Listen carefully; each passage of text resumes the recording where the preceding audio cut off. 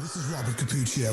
Welcome to the Self-Help Antidote, a weekly dose of reason, perspective, and insight, where we challenge conventional thinking and explore authentic strategies and insights around personal transformation. Our commitment to you is to bring you some of the world's leading experts in the domains of fitness, wellness, coaching, and behavior change, separating fact from fallacy. Okay, so why is it that people really struggle around behavior change, especially when they know what to do? I wanted to address this because it's one of the most common questions I'm asked in some way, shape, or form in interviews and in seminars. And maybe this is a question that's frustrated you. And it might frustrate you for a couple of reasons, because it might resemble a client that you have or someone on your team, a partner, or it might be you that struggled with this in the past, or maybe you're struggling with this right now in some way, shape, or form or another. And you're doing this in spite the fact that you've stacked your self-help books on your nightstand like some precarious game of Jenga. You've got motivational posts all queued up, and your Pinterest board is titled New Year, New Me. You know exactly what it is you need to do, and yet here you are, still hitting the snooze button, maybe skipping the gym, or reaching for a bag of pretzels instead of something healthier. Like, what exactly is going on here? Because if this particular scenario feels uncomfortable, you are far from alone. The gap between knowing and doing is probably one of the most frustrating aspects of the human experience. I mean, like that in reality TV. But the good news here is that this struggle isn't because, any of us are lazy, weak, or unwilling to change. Actually, that's a lie. Some of us might very well be lazy, weak, and unwilling to change. But for the majority of us, it's because change by its very nature is designed to be challenging, and not because the universe is heartless and cruel, but because our brains are hardwired to prioritize survival and efficiency over self-improvement for some weird reason. So to understand why we struggle to change, especially when we know what to do, we need to dig a little bit into science, psychology, and practical strategies that help bridge the gap between intention and action. So understanding change matters. And this is because failing to change doesn't just frustrate us. It also frustrates other people that might be depending on us. In the long run, it erodes our confidence, and it plants seeds of guilt and self-doubt. I think efficacy is built on evidence. Think back to the last time that you set a goal but you didn't follow through. Did you just casually shrug it off? Or are you one of those people that found yourself trapped in that all too familiar self-talk? Like, oh, what is wrong with me? Why can't I just stick with it? Now, this type of self-talk is not nearly as helpful as self-compassion because it perpetuates non-productive patterns, but it's nonetheless the type of self-talk that from time to time I find myself engaging with. And just like you're not alone in things you struggle with, my assumption is, just from observation and the people I work with, I'm far from alone as well. So let's just say that this cycle of frustration is more than an emotional reaction. Let's call it a cognitive distortion that perpetuates from harmful narratives about ourselves. So if you take a look at research by Dr. Kristen Neff, who is a pioneer in self-compassion research, she'll assert that self-criticism can actually make change a lot harder, because when we berate ourselves for quote unquote failing, we activates the brain's threat response system. And that increases cortisol levels, which in turn reduces our capacity to engage in creative problem solving. So the bottom line is we become stuck in fight or flight rather than being in a more resourceful state where we can find solutions to help us move forward towards the successful achievement of the goals we set for ourselves. And understanding the deeper mechanics of change allows us to break free from a lot of these damaging narratives that we engage in. Instead of asking, what is wrong with me? We can start to shift by asking, okay, how can I work with my brain rather than against it? And I think a place to start before we start diving into this is myths that hold us back. And I'm just going to pick a couple that drive me particularly crazy. So the first one is people are just lazy. It's not just people. It's usually those people over there are lazy. And the idea is if we don't act on something that we say we want to do, we're lazy. And mind you, I understand the reasoning behind that. But just because the reasoning is understandable doesn't necessarily make it accurate. So imagine that you plan to hit the gym after work. But by the time the evening rolls around, what you end up doing is curling up on the couch with Netflix and snacks. Is that laziness? Not quite. One of the possible explanations for this is that it's a result of decision fatigue. And this is a phenomenon that was first described by psychologist Roy Baumeister. So after a day filled with choices, if you could look at it like our emotional resources, our emotional currency gets kind of depleted, like making too many withdrawals in our bank account until we're pretty much broke. And we default to behaviors in this state that require the least amount of cognitive effort. The brain's energy conservation mode starts to kick in, prioritizing comfort and familiarity over effort and novelty. So here's another example. You might want to eat healthier, but after a long day, you reach for a frozen pizza that feels a lot easier than cooking a balanced meal. This isn't necessarily laziness, but rather it's your brain seeking to conserve cognitive energy, because if the glucose of discipline, maybe I'm running a little bit low on glucose, but if the currency of discipline is in fact glucose, is what my brain meant to say before my mouth got ahead of itself, it's kind of analogous to making so many withdrawals from a bank account until we have nothing left to draw upon. Let's take a look at another misconception. If there's any dichotomy between what it is that we say we want and what we do, well, we must not want it badly enough. And sometimes that's something that we tell ourselves because we're frustrated with our constant acts of striving, yet never arriving at the successful completion of a goal that we set. Or a lot of times that's said about people who are demonstrating this gap between intention and behavior. And it's not made as an observation as much as an accusation, which is what really gets under my skin, because it's neither completely true nor remotely helpful. And it's coming from a misconception that change requires sheer desire, right? If you've ever thought, oh, I must not want it badly enough, you're not alone, because I think this is a common belief, but the research tells a little bit of a different story. So let's take James Petrasca. You've heard me mention him multiple times if you've been listening to this podcast for any given length of time. And he's one of the pioneers behind the trans-theoretical model of change. And what James Petrasca found is that desire is only one piece of the puzzle. Change requires other aspects like readiness, strategies, and often the ability to address deeply ingrained habits or environmental factors that undermine our efforts. We don't seem to appreciate environment in behavior change as much as we should. So let's take quitting smoking. That's kind of a common one that people struggle with. The CDC notes that the average smoker attempts to quit 8 to 11 times before they succeed. It's not that they don't want it badly enough. It's that nicotine addiction and the emotional triggers and the habitual cues around smoking seem to work even against the strongest resolve.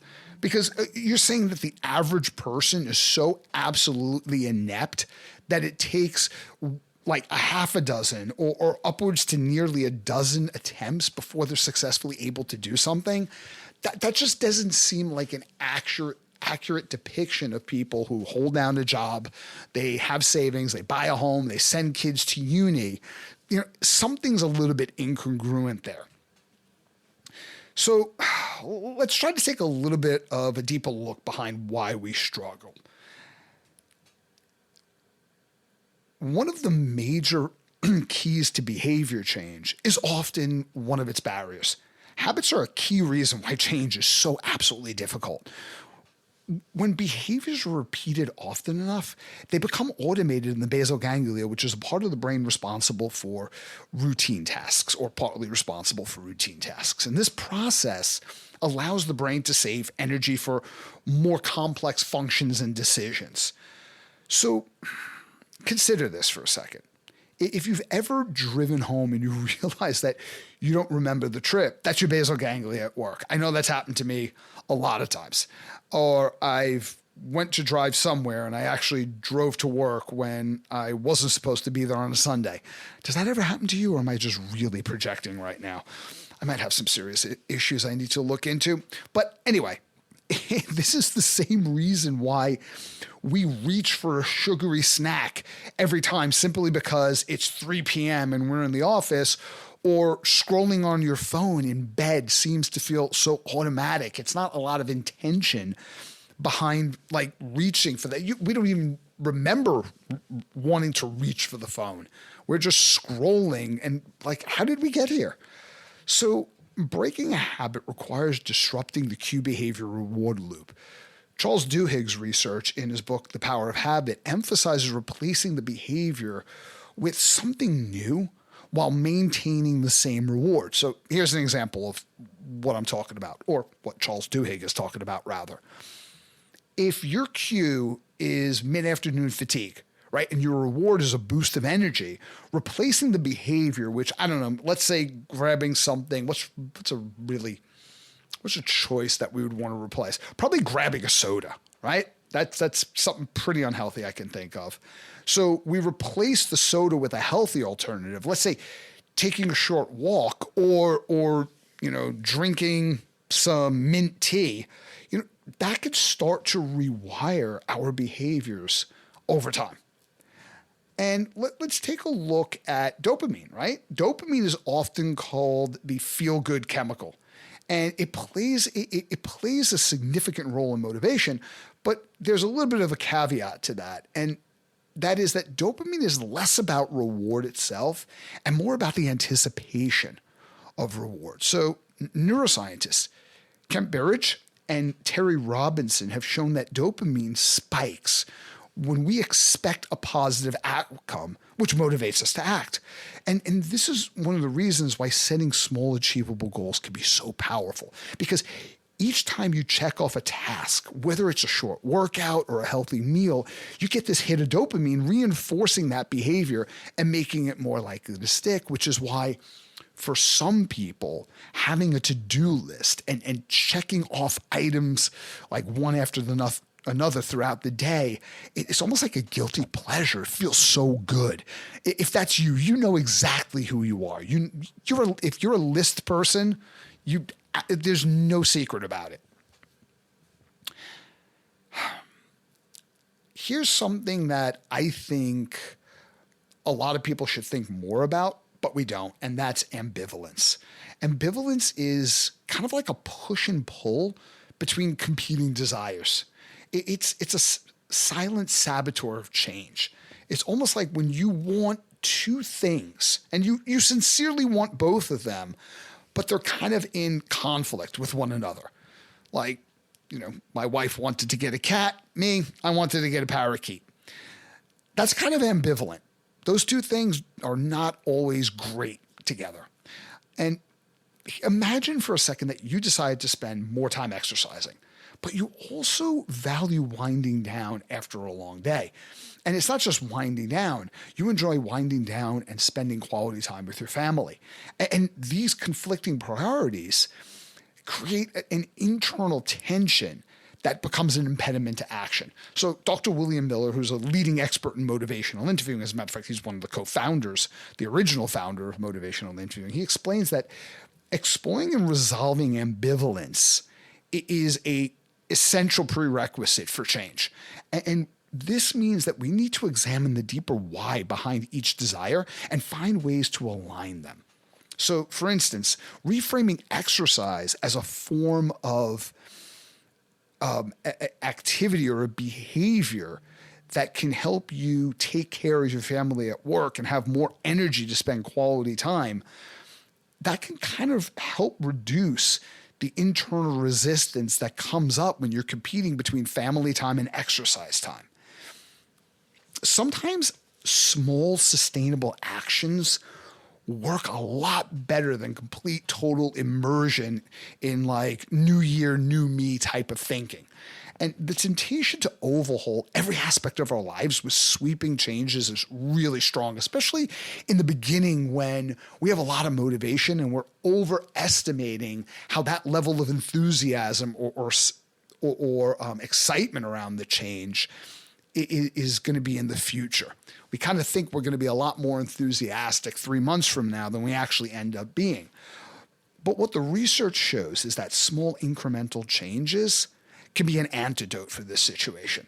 So Dr. B.J. Fogg, the author of Tiny Habits, emphasizes starting with habits so small, it's almost laughable.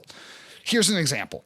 Instead of committing to an hour-long workout, maybe you might begin with one push-up or a 2-minute stretch.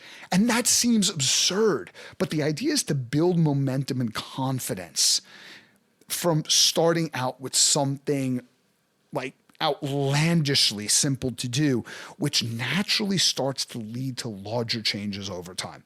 So there was a study published in Health Psychology that reinforces this idea. Participants who set smaller, more manageable goals were significantly more likely to sustain their behaviors long-term compared to those who set more ambitious, all or nothing types of targets. All or nothing behavior is like really problematic for quite a few reasons. So how do you design for change? That's a really good question, and I'm glad you brought it up, by the way. One, design your environment. Our environments shape our behaviors in profound ways. Again, we underestimate environment whilst we overestimate things like willpower. So the behavioral economist, Dr. Richard Thaler, coined the term nudging to describe how small environmental tweaks can influence our decision-making process. So if your goal, let's say, is to eat healthier, you might place fruits and vegetables directly at eye level in the fridge whilst you store junk food out of sight.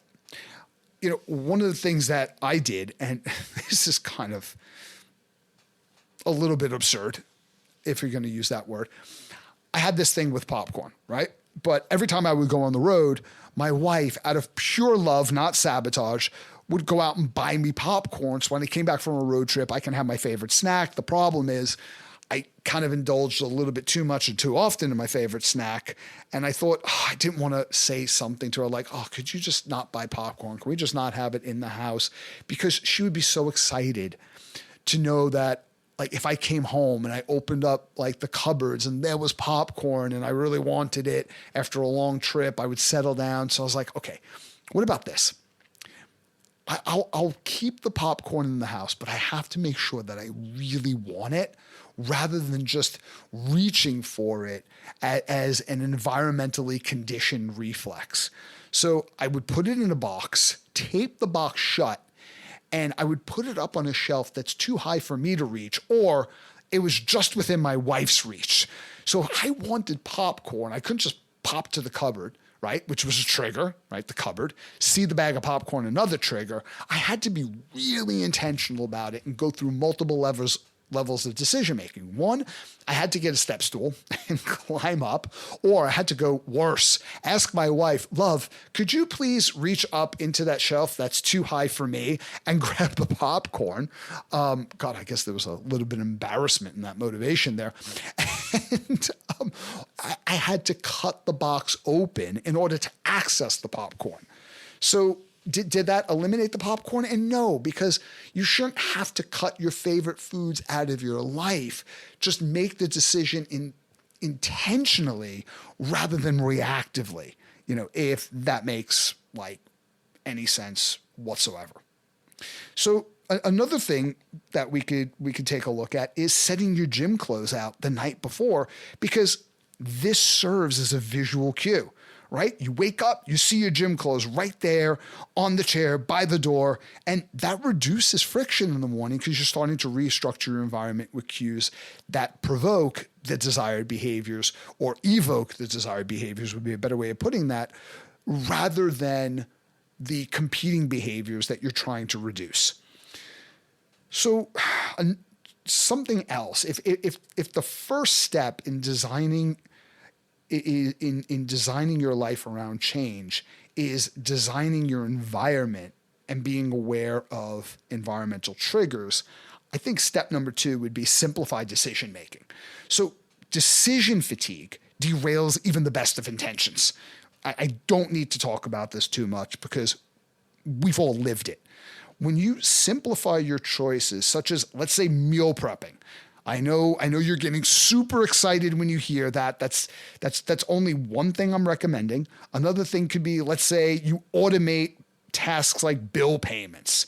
It frees up a lot of our mental bandwidth for much more important goals, and it helps to stave off decision fatigue, because it's usually not one decision that depletes all of our glucose that we need to like regulate our behaviors in our prefrontal lobes. It's usually a series of them throughout the day. So step number 3 would probably be leverage accountability. Humans, we're social creatures, and accountability can be a powerful motivator, whether it's you get yourself a workout buddy, like, workout partner, or maybe you go to a support group, or maybe that seems like a little bit too intense, or you can simply share your goals with your partner or with your friends. And the bottom line is, when you involve the activity and you involve people who are supportive of you into the changes you're looking to make, it dramatically increases the likelihood of follow through. I would even go as far as to say, all things being equal, your support system is the key to or the lock on your ability to change in the long term. I might come up with reasons why I think that might not be true, but right now I feel strongly enough about it, so that's what I'm going with. And then it's not just what we do, it's preparing for and overcoming setbacks. This is why when people talk about mindset, it makes a difference, because setbacks are, I don't care who you are, they're inevitable. Life will happen. But how we interpret them is what's going to determine whether we persist or we give up. So another name that you've heard me mention a lot on this show is Dr. Carol Dweck. Her research on growth mindset highlights the importance of being able to view failure as a learning opportunity rather than a dead end. So if I view everything that I'm doing as an experiment, well, what's exciting about an experiment is it might not work out the way I want it to, but even when it doesn't, I'll learn something that's useful for me to create sustainable behaviors in the long term. Maybe sustainable behaviors that I wouldn't have even been able to create if I didn't get the insight from a temporary setback or something that we would, frame as failure, which is a single isolated event. It's not a person. So if you miss one particular workout, it doesn't mean you failed at fitness. Instead, it's a chance to step back and reflect, okay, what was my best day with exercise this week? And what was different from that day than this day? Like, what got in the way, and how can I use this information to plan differently next time?